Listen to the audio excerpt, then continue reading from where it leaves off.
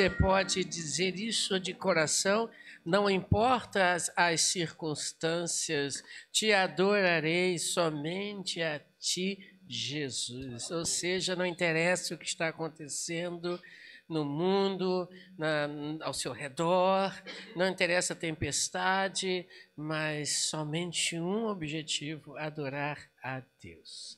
Você pode dizer isso de coração? Vamos orar. Nosso Deus e Pai, nós queremos te agradecer porque este é, pelo menos, o meu objetivo, e creio aqui que o objetivo dos teus servos, de que é te adorar.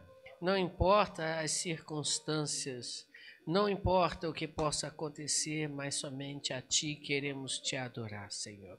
Muito obrigado, Senhor, por este privilégio de poder, reunidos aqui em família, te louvar, exaltar o teu santo nome. Muito obrigado, Senhor, mais uma vez, em nome de Jesus. Amém, Senhor. Vamos abrir as nossas Bíblias no livro do profeta Isaías, capítulo 40, versículo de número 3 a 5. Livro do profeta Isaías, capítulo 40. Livro do profeta Isaías, capítulo 40, versículo de 3 a 5. Uma voz que clama no deserto. É o título da nossa mensagem desta noite. Diz assim o versículo 3 a 5. Uma voz clama no deserto: preparem um caminho para o Senhor, façam no deserto um caminho reto para o nosso Deus. Todos os vales serão levantados, todos os montes e colinas serão aplanados. Os terrenos acidentados se tornarão planos, as escarpas serão niveladas. A glória do Senhor será revelada, e junto todos a verão, pois é o Senhor quem fala. Amém? Você percebe nesse texto o quê? O que você percebe nesse texto? O profeta Isaías, ele viveu mais ou menos 700 anos antes de Cristo. E nesses versos que nós acabamos de ler, nós vamos ver o profeta Isaías já enxergando de forma profética o que iria acontecer 700 anos depois da sua morte. Só para ter uma ideia do que é 700 anos, irmãos, o Brasil ele tem mais ou menos quantos anos de descoberto? Mais ou menos isso. Vamos arredondar, irmão Dailton, 500. Vamos botar assim uma conta redondinha, 500, não é para ficar mais bonitinho? Né? 500 anos. Né? O Brasil tem descoberto 500 anos, e olha que já é tempo suficiente para muita coisa, e você acompanha a história acontecer. Não é verdade? Pois é, Isaías viveu 700 anos antes, 200 a mais. 200 a mais. E então, inspirado por Deus, ele escreve este e outros mais versículos que hoje nós encontramos na Bíblia, considerado como sendo o quarto evangelho da Bíblia. Quarto evangelho. Aqui, acompanhe comigo. Versículo 3, ele fala de uma forma profética a vinda de uma determinada pessoa chamada João Batista. Aquele que viria anunciando, preparando a chegada de Cristo como Salvador dos homens. Você percebeu isso aí? Uma voz clama: no deserto, preparem o caminho para o Senhor. O profeta João pregando esta mensagem aonde? No deserto. A gente vai ver isso daqui a pouquinho. Então, 700 anos ele está já vindo João, o Batista, não um apóstolo. João pregando no deserto a mensagem e preparando o caminho para a chegada de Cristo. No versículo 4, também da mesma forma, de forma profética, ele está dizendo como o mundo estaria preparado para a chegada do Messias. Tudo estava, no momento em que Cristo nasceu, de forma perfeita para a vinda de Cristo. E daqui a pouco a gente vai ver um pouquinho melhor isso. Então você percebe que 700 anos antes de Cristo nascer, Isaías estava dizendo, o mundo vai estar preparado, e você vai ver o que ele viu, né? Quando ele escreve isso comigo daqui a pouco, 700 anos, eu estou querendo dar bastante ênfase a isso, 700 anos, você consegue prever o que vai fazer amanhã com exatidão? Você consegue, você planeja. Eu amanhã pretendo levantar, tomar meu café, né? Café com leite, que eu gosto bastante, sem açúcar, né? Fazer minha refeição deliciosa, preparada pela minha esposa. Mas será que eu vou estar lá amanhã? Você não consegue. E aí, de repente, acontece alguma coisa no meio do caminho. Às vezes acontece de levanta correndo que precisamos fazer uma coisa que... Pronto, foi meu café delicioso para passeio. Não, acabou, não tem mais o café. Agora engole um biscoito, bebe uma água e sai fora. Pode acontecer isso, não acontece isso? Você planeja. Mas ele, 700 anos, estaria dizendo exatamente como o mundo estaria. E você vai ver isso aqui daqui a pouquinho comigo. No versículo seguinte, versículo 5, também da mesma maneira, de forma profética, ele mostra que o mundo inteiro, tanto da época dele, Jesus Cristo, quanto o posterior a Jesus Cristo, todos teriam conhecimento dele. E não precisa ir muito longe. Já falei aqui e repito, Jesus Cristo é um fato tão marcante na história que a história se divide no antes e depois de Cristo. Você sabe disso. Antes e depois. Mesmo aqueles que ignoram a questão de Jesus Cristo ser Deus, mesmo aqueles que não creem na divindade de Jesus Cristo, mesmo aqueles que não aceitam a mensagem, sabem que ele veio. Conhece a história. Eu, como professor de história, na faculdade, mesmo aquele que se dizia ateu, não crendo em Deus, ele tinha e teve que reconhecer, historicamente, a pessoa marcante chamada Jesus. Não tem como fugir desse negócio. E Isaías, aliás, 700 anos antes... deu bastante ênfase, deixou bastante claro que todos verão que ele, Jesus Cristo, viria. Interessante isso. Agora vamos por parte. Vamos pensar um pouquinho mais fundo, vamos cavar um pouquinho mais aqui. Então, quais são as lições que nós podemos tirar aqui? Voltando ao primeiro versículo, versículo de número 3. Quando ele diz que sobre o nascimento de Jesus Cristo, para nos ajudar a esclarecer o fato, vejam no Evangelho de João, capítulo 1, versículos número 14, 23. Agora, João, o apóstolo, registra esse momento e preste atenção no que João, registra sobre este fato. Uma voz que clama no deserto. Aí vem, 700 anos depois, agora o apóstolo João, ele registra o que aconteceu. Veja comigo, versículo 14 a 23. Aquele que é a palavra tornou-se carne e viveu entre nós.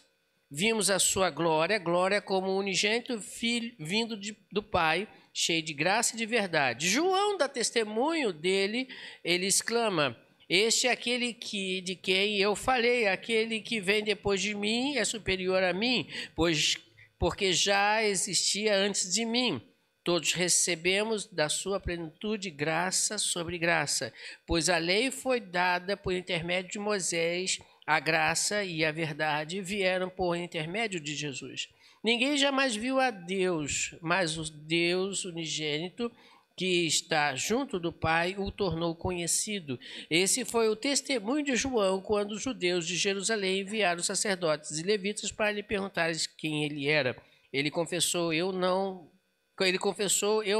não negou, claramente e abertamente: não sou o Cristo. Perguntou-lhes então: quem é você? E Elias, ele disse: não sou. É um profeta? Ele respondeu: não. Finalmente perguntaram: quem é você? Deu-nos a resposta para que levemos aqueles que nos enviaram, que diz que você acerca de si próprio.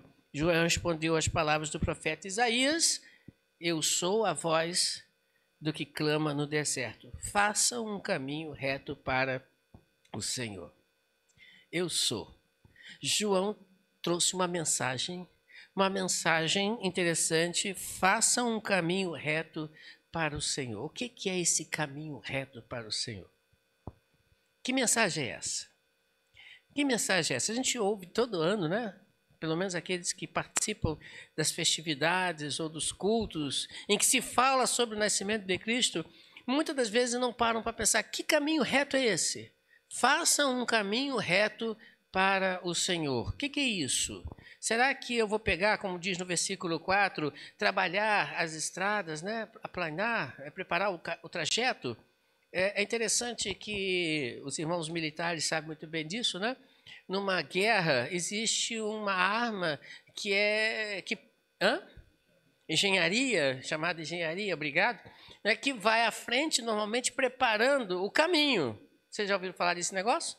Pois é, eles preparam pontes, eles preparam estradas, eles preparam todo um caminho para que o pessoal que vem atrás possa passar, né, e avançar naquele fronte de batalha.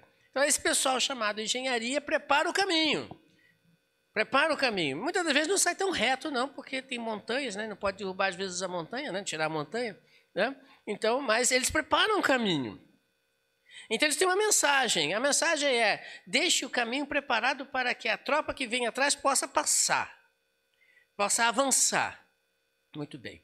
João, ele veio mandado por Deus para fazer isso, preparar a engenharia. Ele veio preparar o caminho.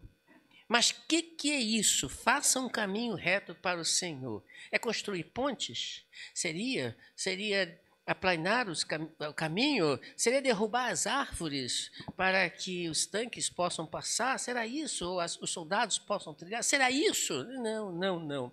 Faça um caminho reto para o Senhor. Você entende isso no versículo 14, o primeiro versículo que nós lemos. Faça um caminho reto para o Senhor. Que caminho reto é esse? O que ele tinha que falar? O que ele tinha que anunciar? Versículo 14 diz: aquele que é a palavra tornou-se carne e viveu entre nós. Vimos a sua glória, a glória como do urgente vindo do Pai, cheio de graça e de verdade. 3 coisas aqui importantes nesse texto, que ele, João, tinha que preparar para que as pessoas entendessem quem era Jesus Cristo. Primeiro, Jesus Cristo é Deus. Não é mais um mensageiro, não é mais um profeta no sentido humano, não é somente aquele que tem mais uma nova filosofia de vida, um ensinamento religioso novo. Não, ele é Deus. Aquele que é a palavra. Esse se fez carne. Deus habitou entre nós através de Jesus Cristo. Ele é Deus. Então, para que você possa entender o que Isaías está dizendo o seguinte: o próprio Deus virá em pessoa a este mundo para que possa trazer a salvação. Primeira coisa. Segunda coisa importante, ele diz aqui que esse Deus que se fez carne, que habitou entre nós, ele é cheio de graça. O que é graça? Eu sei que alguém já sabe o que é isso que nós já falamos. Favor imerecido. Ele é abundantemente cheio de favor que não merecemos, mas que ele trouxe. Você e eu não tínhamos nenhuma possibilidade, nenhuma chance, nenhuma oportunidade de conseguir alguma coisa com Deus, por causa do nosso pecado, por causa da nossa afronta, por causa dos nossos erros. Mas ele, Deus, cheio de favor que nós não merecemos, veio a este mundo para que você e eu pudéssemos ter a chance de ter novamente uma comunhão com Deus. Então, o que João estava fazendo? Olha, gente, Deus pessoalmente está entre nós. Eis ali o Cordeiro. Ele veio. E ele tem nas suas mãos, ele tem no seu coração e quer nos dar um favor, uma graça, algo que você e eu não merecemos, que é o privilégio de ter contato com Deus. Terceiro, além de estar cheio de graça, ele é a própria verdade. Cheio de verdade.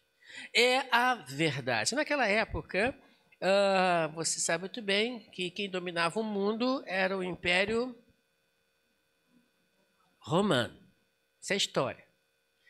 Pois bem, eu já falei, o Império Romano, ele dominava o mundo. Mas quando ele dominou os gregos dominaram Roma através da mente, filosofia. Os gregos, eles dominaram Roma através da filosofia. Isso a gente vê em história. Roma dominou o mundo, material bélico, guerras e governo, política, mas os gregos dominaram Roma pela inteligência. Então, um dos princípios que eles muito lutavam e trabalhavam é o que é a verdade. O que é a verdade? E nesse trabalhar do que é a verdade, veja, João está dizendo o seguinte, vai ter um dia, 700 anos depois de mim, vai haver uma pessoa que é o próprio Deus, a este mundo, que vai responder à questão, o que é a verdade? A verdade é o próprio Deus, perfeita, imutável. Semana que vem os irmãos vão estar estudando sobre isso, alguma coisa. A verdade perfeita e imutável. Nele não há sombra de dúvida, nele não há sombra sequer de possibilidade de questionamento. Não, ele é a verdade. Então veja, que mensagem João está trazendo? A mesma que o profeta Isaías, 700 anos, vou afirmar nisso, os irmãos vão sair daqui, craque nesse negócio. 700 anos estava dizendo, olha, virá o Deus pessoalmente a este mundo, cheio de favor para conceder a nós que não merecemos e respondendo à questão, o que é a verdade? Ou quem é a verdade? E aí Jesus Cristo aparece e diz, eu sou a verdade. Muito bem. Isso está no versículo 3 que nós acabamos de ler. Versículo 4. 700 anos, né? O profeta Isaías, ele está dizendo que os vales seriam preparados, os montes, as colinas planados, os terrenos acidentados se tornariam planos, as escarpas seriam niveladas. Olha o que ele está vendo. Acompanhe comigo em Gálatas capítulo 4, versículo 4 e 5. Paulo, escrevendo à igreja da Galácia, ele diz o seguinte no capítulo 4, versículo 4 e 5. Mas quando chegou a plenitude do tempo, o que é plenitude do tempo, só para entender? O que é plenitude de tempo? É o máximo. Dali não passa. Não tem mais. É o pico do monte. Né? É o mais topo, é o topo do monte, né? Então, é o máximo. Então, quando chegou o máximo, diz Paulo, Deus enviou o seu filho nascido de mulher. Daqui a pouco eu vou falar um pouquinho sobre isso. Nascido de mulher, nascido debaixo da lei, a fim de redimir os que estavam sob a lei, para que recebêssemos a adoção de filhos. Então, o profeta Isaías, 700 anos, já estava falando algo que nem naquela época do nascimento de Cristo se sabia. Isso só veio se saber no século XX. O tal chamada barriga de aluguel. Você já conhece esse negócio? Já ouviu falar? Você conhece essa história chamada barriga de aluguel? O que é uma barriga de aluguel?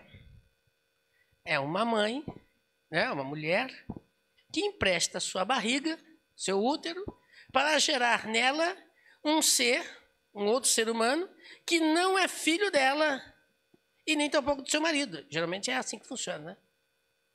É por aí, a tese é essa. não é dela. Não é dela. É barriga de aluguel.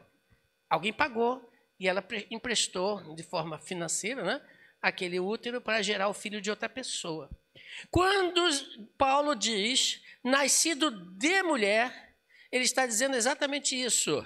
Barriga de aluguel. Aí alguém poderia dizer, não entendi, pastor. Vou esclarecer. Veja, Paulo não está dizendo nascido da mulher, mas nascido de mulher. Existe diferença? Você e eu normalmente costumamos dizer não, tudo igual. Mas vamos fazer um pouquinho de uma análise um pouquinho mais profunda aqui nesse texto. Quando ele diz nascido de mulher, essa palavrinha pequenina de, que parece com da, mas não são as mesmas coisas, né? Se você que é bom em português sabe o que eu estou falando, né? Esse de é uma pre e o da é um... Percebeu a diferença? Uma coisa é uma coisa, outra coisa é outra coisa. Quando ele fala de, ele está dizendo o seguinte: Maria, ela não gera Jesus Cristo. Não é da Maria, está na Maria. Troca a preposição de por uma outra, tipo está. Só fazer uma troca simples. Maria teve suas qualidades, sim. Mulher especial, sim. Foi usada por Deus, virtuosa, sim. Teve as suas qualidades e Deus a viu assim. E ele vai nela e diz o seguinte: Maria, presta atenção, vou colocar no seu útero o meu filho. Você e eu fomos gerados do nosso pai e da nossa... Vou falar de novo com bastante calma, né? Não vou precisar desenhar não, né? Você e eu fomos gerados do nosso pai e da nossa mãe. Jesus foi gerado de Deus, de Maria. Percebe? E aí vai mais longe. O profeta Isaías está dizendo o seguinte para você e para mim. 700 anos antes, presta atenção, virá de forma maravilhosa, espetacular, virá de forma extraordinária Deus a este mundo e tudo tem que estar pronto para que isso acontecesse. Pronto como? Acabei de falar agora, o Império Romano dominou o mundo daquela época. O que isso significa para o nascimento de Cristo? Tudo. Foi o Império Romano que construiu estradas, foi o Império Romano que normatizou muitas questões de leis. O Império Romano, através das culturas gregas, aplicou o grego, que era uma língua conhecida quase por todo mundo, tipo hoje o inglês, né? Tipo mais ou menos hoje o inglês, que é uma língua mais que, vamos dizer assim, comercial, mais falada, né? É mais ou menos isso. Então, o Império Romano, ele trabalhou de tal forma que a língua, as estradas facilitaram de tal forma o desenvolvimento e crescimento da mensagem de Jesus Cristo. Jesus nasceu. O mundo estava preparado para isso. Havia uma ansiedade, inclusive religiosa, porque você sabe muito bem, os gregos, os romanos, eles tinham um grande número de deuses, mas que não também estavam satisfazendo a essas pessoas. Havia também uma grande necessidade, o povo estava ansiando por alguma coisa que pudesse, inclusive os próprios judeus, mudar essa situação em que eles viviam. O problema é que eles não viram quem era Jesus Cristo. O problema é que eles não viram qual o motivo Jesus Cristo veio. E Paulo diz, olha, este que nascido de mulher e não da mulher, ou seja, foi gerado numa barriga de aluguel, né? Este veio a este mundo debaixo da lei, que ele era judeu, para que você e eu saíssemos da sentença da morte da lei, porque a lei mata, não é que seja ruim, Paulo diz isso, boa, só que ela é perfeita, ao ponto de somente nos conseguir apontar o nosso pecado, mas não dá a solução. E ele, Jesus Cristo, veio para que nós, em Cristo, pudéssemos então receber o perdão das nossas falhas e então nos tornarmos filhos por adoção. Olha o que Isaías está dizendo 700 anos antes.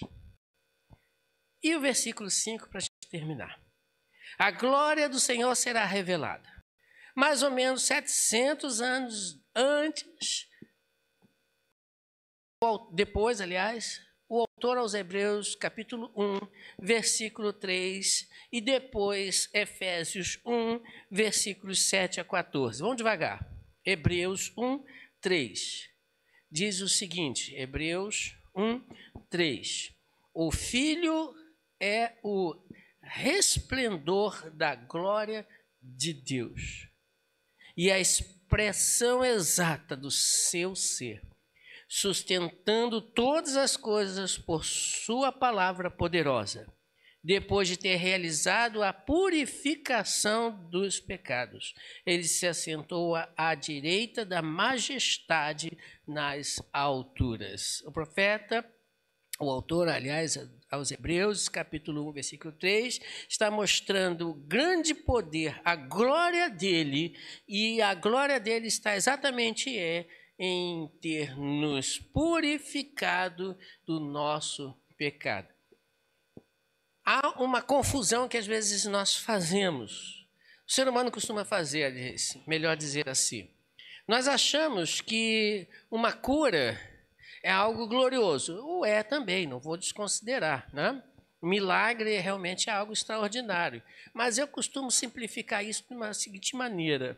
O que é um milagre? É algo sobrenatural, é aquilo que você não pode fazer, nem eu posso fazer, mas que existe na natureza de forma natural. Como assim, pastor? Não entendi. Vou dar um exemplo. Quando Cristo transforma a água em vinho, o que ele fez? Um milagre? Foi um milagre, claro. Você pode fazer? Eu posso? Não. Não posso. Mas existe uma planta que pode. Qual é a planta? A videira. Ele pega a água com os nutrientes do solo e faz da água um fruto chamado uva. A uva espremida vai dar o quê? Prontinho, está aí. O que Jesus Cristo fez? Pulou a videira. Você pode? Eu posso? Não. É milagre? Sim. Mas isso aí a natureza pode fazer.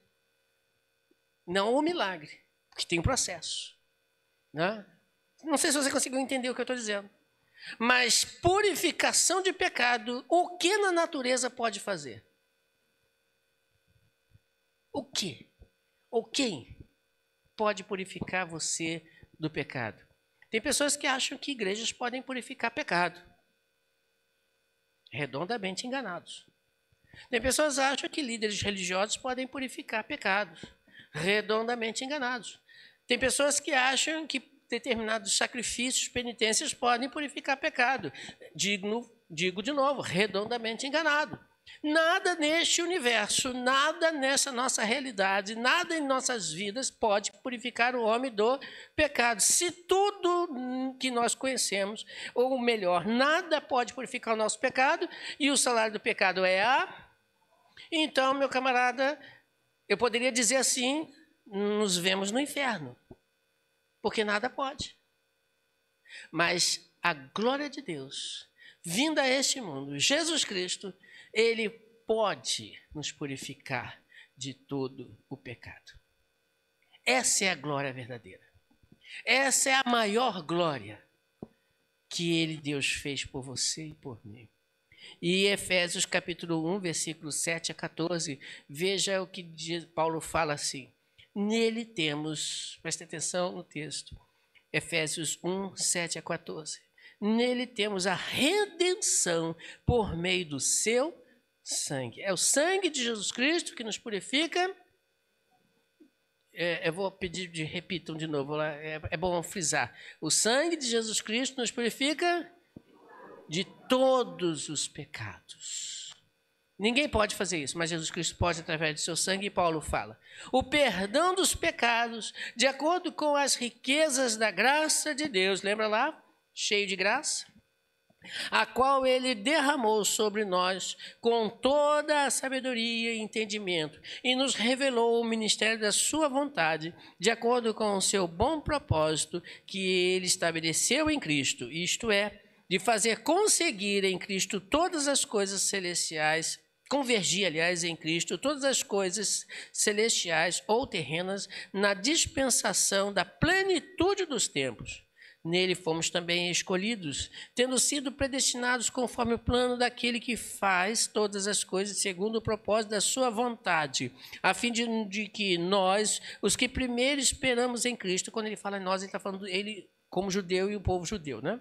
Sejamos para o louvor da sua glória. Nele, quando vocês, então, agora ele muda, nele, quando vocês ouviram e creram na palavra da verdade, o evangelho que salvou, vocês foram selados com o Espírito Santo da promessa, que é a garantia da nossa herança até a redenção daqueles que pertencem a Deus para o louvor da sua glória. Agora Paulo nos ajuda a entender mais ainda como é o perdão e essa glorificação. Todos verão. Fato é, mesmo que neguem, Jesus Cristo, ele é Deus. Mesmo que neguem, mesmo que ensinam o que quiserem ensinar, mesmo que rejeitem essa verdade, somente o sangue de Cristo pode nos purificar de todo o pecado. Mas como isso acontece? Simples. Paulo conclui no versículo 13 dizendo, crendo na sua palavra, o evangelho. Crendo, somente isso. Aceitando esta realidade. Não tem outro jeito. Parece loucura? Parece. E, aliás, a palavra de Deus é loucura para os homens. Mas, para aqueles que creem em Cristo, que entregam suas vidas a Jesus Cristo, vejam, vão participar de uma promessa feita há mais de 2.700 anos antes da nossa vinda. Olha só que coisa interessante. Quando o profeta Isaías disse, todos verão, você um dia viu que entregou a sua vida a Jesus Cristo. Mas aqueles que viram e não aceitaram, esses infelizmente não tem como Cristo perdoar os seus pecados, porque não creram. Não querem aceitar, não querem entregar as suas vidas a Ele. Então, qual a consequência disso? É a morte. E morte eterna. E mesmo estes que estão destinados à morte, destinados no sentido não querem aceitar e por isso a sentença já está dada, estes também um dia vão ter que dobrar os seus joelhos diante de Deus, reconhecer a glória de Deus, o poder de Deus, a majestade de Deus, Jesus Cristo sentado no trono, mas infelizmente serem lançados na perdição. Todos verão. Então vamos observar o seguinte, 700 anos antes de Cristo nascer, o profeta Isaías estava já escrevendo o fim da história. Quando isso vai acontecer? Não sei. Não me perguntem. Essa pergunta foi feita a Jesus Cristo. E qual foi a resposta dele? Quem sabe? Não sei, nem os anjos sabem, mas somente Deus sabe. Então, quando isso vai acontecer? Repito, não sei. Pode ser que, quem sabe, né, dure mais 1000 anos esse mundo aqui, não sei também, né? Pode ser que leve ainda mais uns 3000 aí pela frente, não sei. Pode ser que daqui a 100 anos, pode ser que daqui a 10 anos, pode ser daqui a 50, eu não sei. Mas uma coisa é certa, o dia vai terminar. E esse dia, o profeta Isaías estava falando sobre ele. Todos verão. Todos verão. Uns verão, crerão, aceitarão, entregarão as suas vidas a Deus e serão levados para a eternidade junto de Deus para todos sempre. Outros verão, não crerão, não aceitarão e infelizmente serão lançados no fogo eterno. A minha palavra é, de que lado você está? Escolhe o lado, é mais fácil escolher o lado de Deus. A voz que clama no deserto, todos verão, pois é o Senhor que está falando, diz o profeta Isaías. Que Deus possa te abençoar.